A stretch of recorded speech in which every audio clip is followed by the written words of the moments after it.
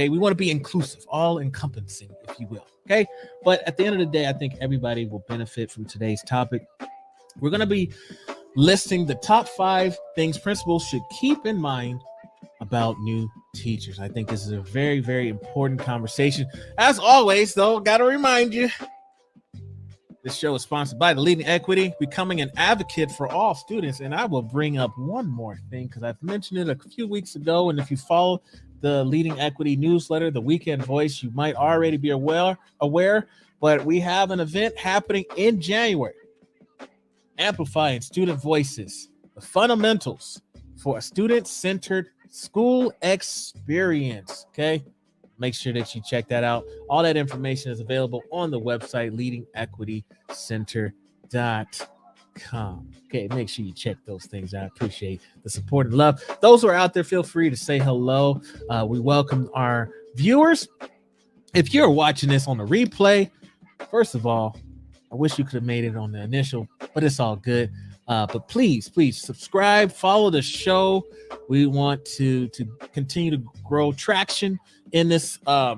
These are very important topics that we talk about. So if you're not subscribed, subscribe, share, follow, all these things. I think it's very important. All right, let's get into today's topic. Okay, it's enough rambling for now. Today's special guest, I actually have 2 guests that we're bringing on today.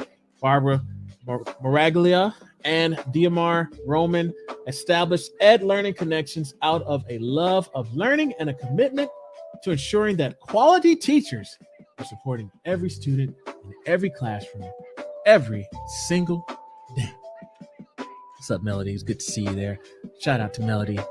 Good to see you. All right. Hope it's not too cold out there in Alaska. Anyway, let's bring on our special guest. Without further ado,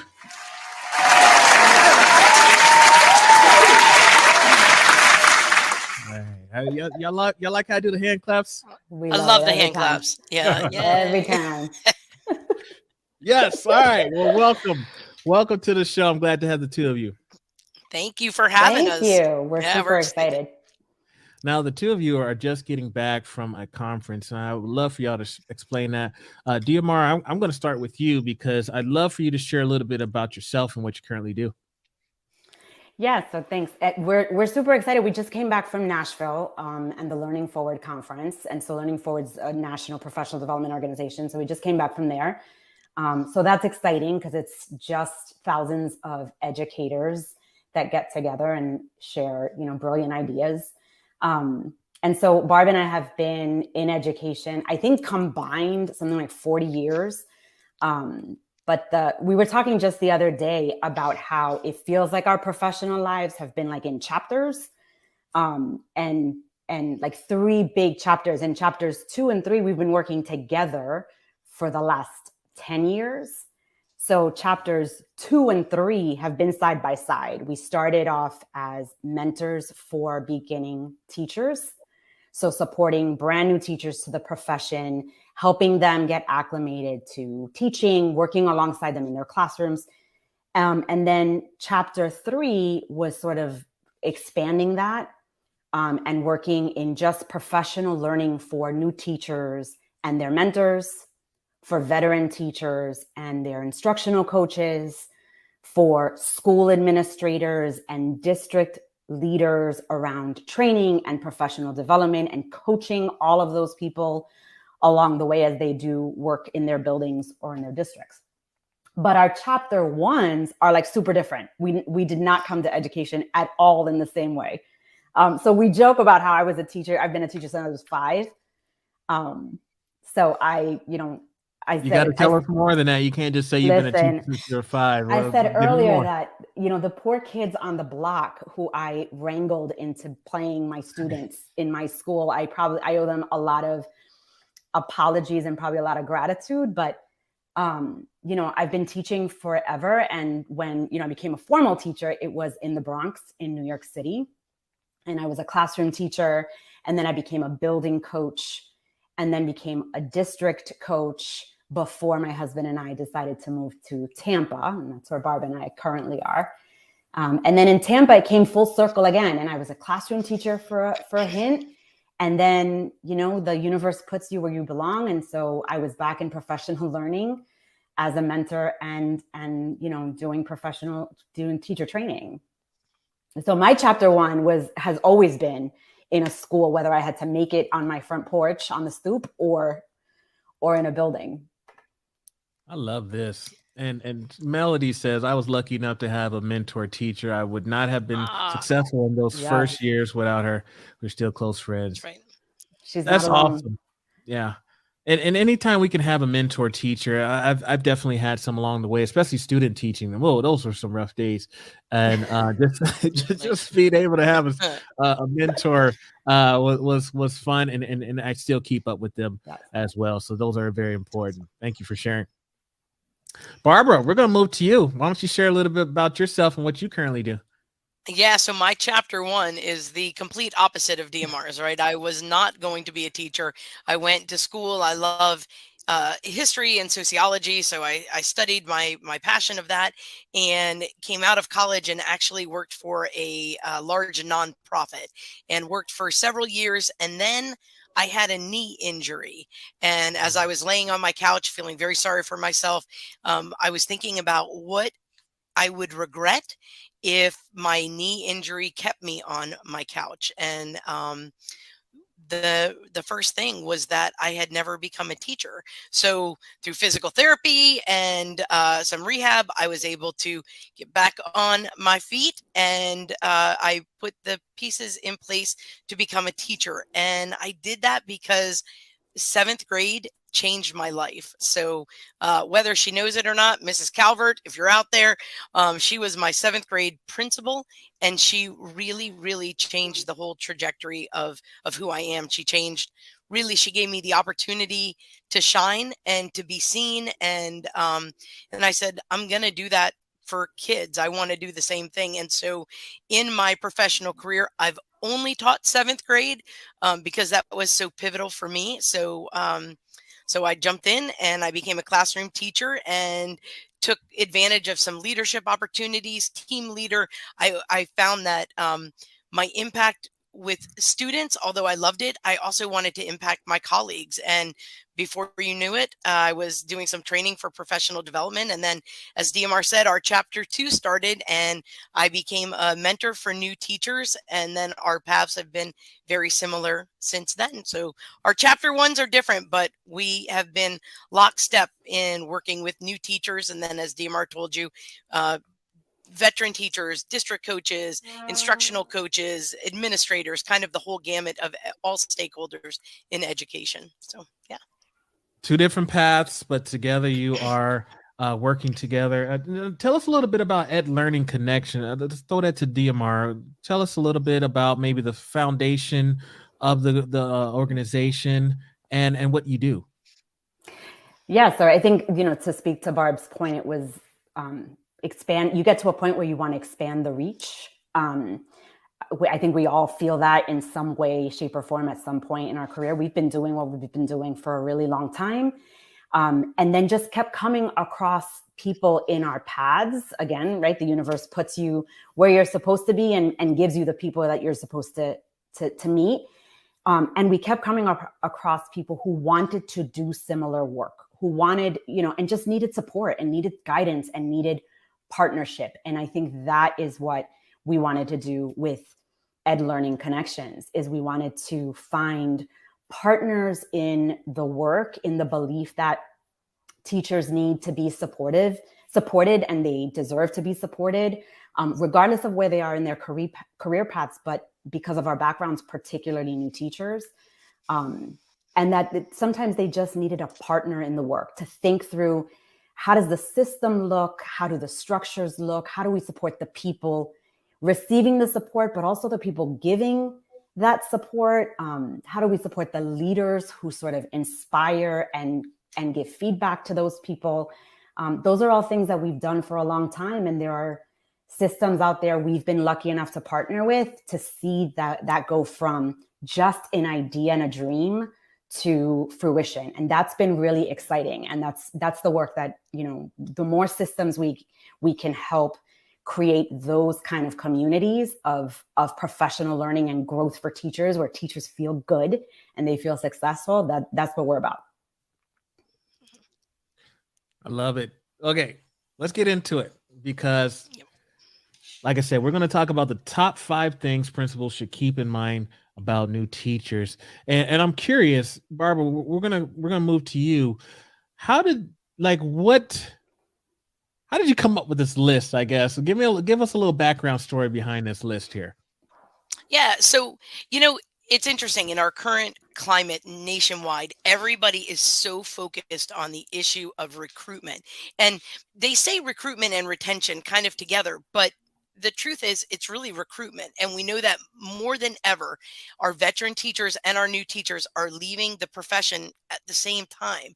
And our schools are facing, you know, staggering numbers of vacancies. And so, honestly, our experience has been that this idea of recruitment and retention, although they do go hand in hand, if you're recruiting but you're not retaining, it's kind of like bailing out water with a bucket with a hole in it. And so our focus has really been about retention, and how do we, keep our eye on recruitment, but how do we retain those teachers? And we know that there are districts that have entire departments devoted to recruitment, but not a retention department, right? And sometimes that's kind of on the outside. So when we talk about new teachers, we have research that shows that within the first 5 years, over 50% of new teachers leave the profession.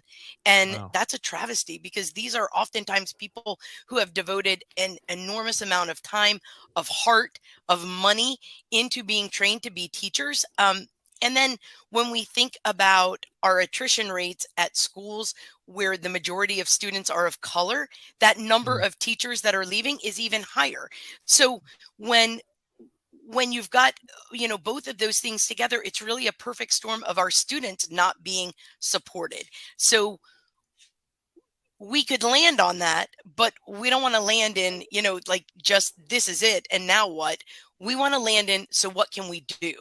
And we know that we have a lot of power as educators, as educational leaders, to really change that trajectory. And one of the things that we can control is the way that our new teachers are feeling, and our teachers in general. And it's really this feeling supported is really a reason why teachers list as one of the major reasons why they leave the profession, because they feel isolated, they don't feel supported. And if that's high on the list, then that's something that we can control. And we know that as the instructional leader in a building, principals have a huge impact on that. So we started there and we looked at what are those factors that new teachers need. And honestly, it's what teachers need, to be honest with you, right? And it's even sometimes what we tell our students, or our teachers regarding their students. But we looked at what can a principal control, what do they need to know now, and what is something easy that they can do to change that trajectory and get our new teachers and really all of our teachers to feel supported. And so that's where we started in our list. Okay. Good stuff here. And I would agree, not just our new teachers, but all of our teachers. I would say all of our staff as well. I mean, I don't know what the statistics are when it comes to, counselors, school psychologists, or other positions, paraprofessionals within the first 5 years. But I think we could all agree that all of our educators, those who are enrolled in or involved in schools, could utilize this support from their administration. So, Barbara, why don't you share with us, what is the first one? All right. Number one is, when it comes to new teachers, they don't know what they don't know. Yeah. And that's really important, right? We've talked to so many leaders, and when we ask them about their support for new teachers, they describe this great open door policy where teachers can come to them at any time for assistance. And an open door policy is an excellent way to foster communication. But the assumption with that is that if they need help, they'll ask for it. And then, so conversely, if they haven't asked, they must not need it. And the truth is that is not reality. New teachers don't know what they don't know. And because they don't know that, they don't even know what to ask for. I literally, for real, literally just today had a conversation with a new teacher who had let something lapse on her certification. And she was having a problem, and she was so frustrated. And she said to me, look, I didn't know. I didn't know what I didn't know. So I didn't even know to ask anybody for that. And I thought, oh my gosh, I'm totally going to bring that up tonight because that is our story, right? When you don't know, you can't navigate the support you need. And the bottom line is new teachers don't know. And the funny thing is that they don't know the who and they don't know the what. They don't know who to ask. They're not sure who to go to for support. And I think about some of these large schools where that is a huge undertaking. I mean, one school that we support has over 3,000 students. So imagine all the personnel that they've got. There's a separate person for when I want to be absent, or when I want to know how I get paid, or where do I find like a stapler, you know? They just don't know who to ask. And then the other is they don't know what to ask for. So the first couple of days of school, you know, teachers are doing what? They're setting up their room.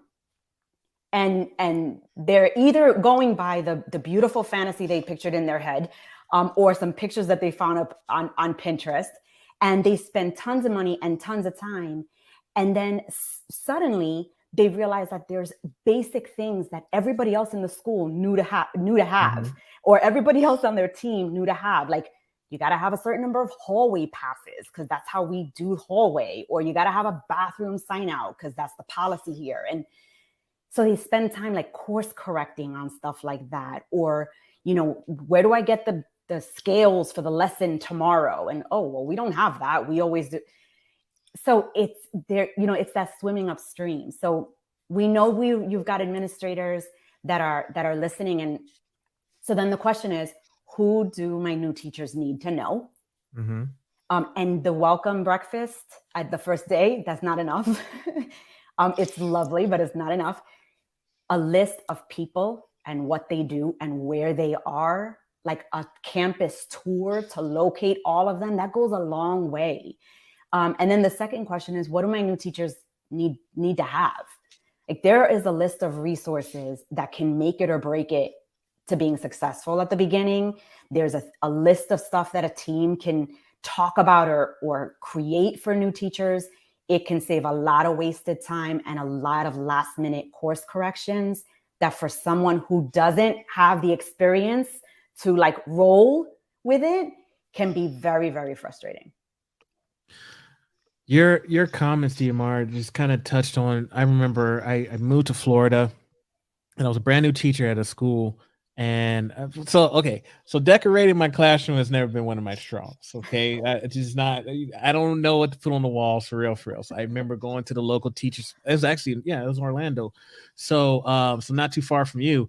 Yeah. And went to the teacher supply store, just bought a bunch of random, whatever, right? Just grabbed as much as I could and just started putting that stuff on the walls. And then my principal came in there. I was like, what are you doing? Like, what is this?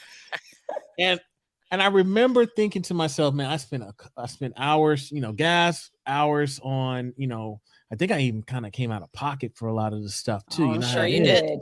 Yeah. And I've spent hours in my room, and then I remember being frustrated because I basically was told to take all this stuff down and let's start over again.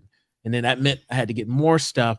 So when you mentioned like those little things that as a new teacher that we don't know what we don't know. That's right. Right. I didn't know any better. So if I'm an administrator, what are some things that maybe I could do in that kind of situation, or just situation with brand new teachers, that knowing that teachers don't know what they don't know, besides, like you said, the breakfast and here's a tour of the campus, but as far as the administrator and support one-on-one maybe, or just something that they can do, and either of you can answer this, what would you suggest?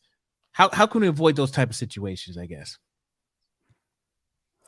Yeah. So aside from, and it's tricky for administrators because it's not like you have one gateway where all of your new teachers are coming. And so you can prepare ahead of time. We've got teachers being hired all year long. And so there's always somebody new. I mean, some of our schools have such high attrition. They're always having to orient new teachers to their campus. But I wonder if there isn't ways for schools to create those resources so that when you know that you've got a teacher coming, here it is ahead of time. These are the typical things that you'll need in your classroom. These are the things that your department, right? So if I'm hired on the 3rd grade team, or I'm hired on the 7th grade social studies department, here is a list of things that your team has already decided is going to be consistent across the team. Here are some photographs of classrooms in our school that like really look pretty typical, so that you have a picture. Without a picture, there's no such thing as silence, and there's no such thing as blank space. Our brains doesn't like that. So it will make it up. And so it'll fill in the noise with its own information, and it'll fill in the blank space with its own pictures. And so the more opportunities we have to fill that in, to pair a colleague, a current staff member with someone who's coming in prior to their arrival. Those are just small, and we'll definitely talk about connections, because, like we said, that's the one thing teachers say is the biggest reason why they stay, is because they're connected, which is not unlike what you're going to be talking about in January, right? That's why kids need to feel connected too. The same applies to grownups. Got you. All right. When we work with mentors in districts, we actually have tools that we use with the mentors to help think about navigating and think about what teachers don't know and what do they need to know for their system. So that's kind of all proactive instead of reactive to now what? School started, everybody's on a whirlwind. We don't have time, right? So proactively thinking out those systems. Okay. It makes sense. Being proactive instead of reactionary.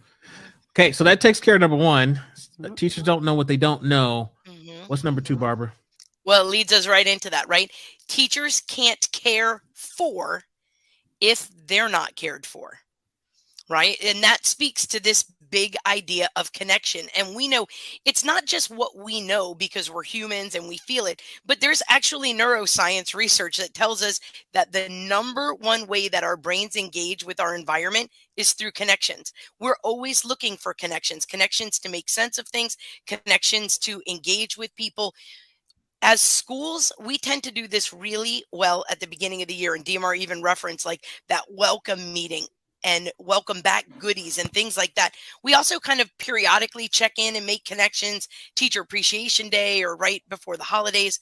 But the truth is that teachers need this ongoing, and our new teachers need to feel like someone cares about them and that we have connections that are like in it with us, that they're here in the trenches with us, and that they are connected to what we're doing.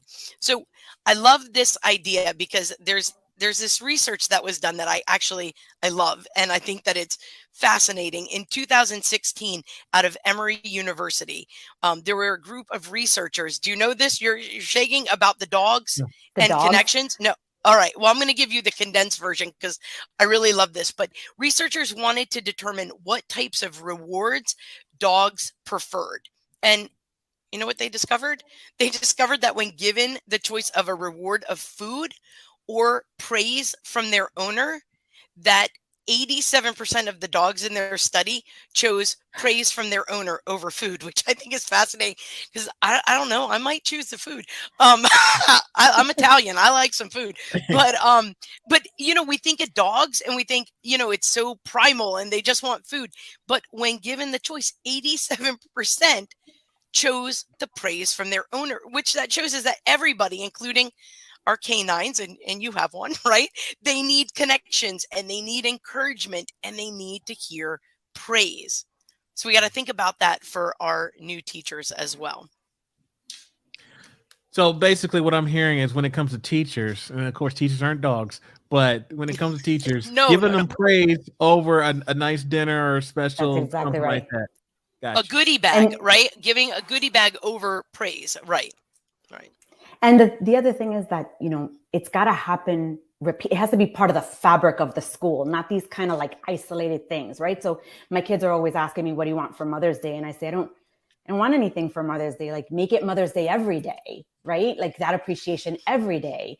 So, and we know some things about teachers. We know the times of year when teachers feel particularly overwhelmed and struggle. We know this. So that's a time where schools and administrators could be extra conscious of showing like concerted, intentional effort to empathize with teachers, to remind teachers that they're an integral part of the school, even the new teachers, that they're an integral part of their students' lives. Like that goes a long way. And if they feel like they're cared for by the school community, they are better equipped to then care for the students in their classroom community. They can't give what they don't have. So if they don't feel belonging, they can't help kids feel like they belong. Seems like I mean, that makes total sense to me. It's just, I'm glad this is on the list. It's almost like, man, it seems like a no-brainer though, right? Not rocket science. It's brain science, actually. Okay. I like that.